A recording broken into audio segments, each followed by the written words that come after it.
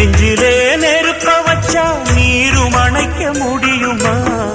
கண்ணிலே முள்ளு தைச்சா இமயம் மூட முடியுமா?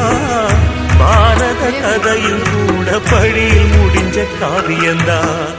இருப்பதும் இறப்பதும் அந்த இயற்கையோட கையில, இருப்பதும் இறப்பதும் அந்த இயற்கையோட கையில. நான் மறைஞ்ச பின்னும் நிலைப்பது என் உயிர் எழுதும் கதையில.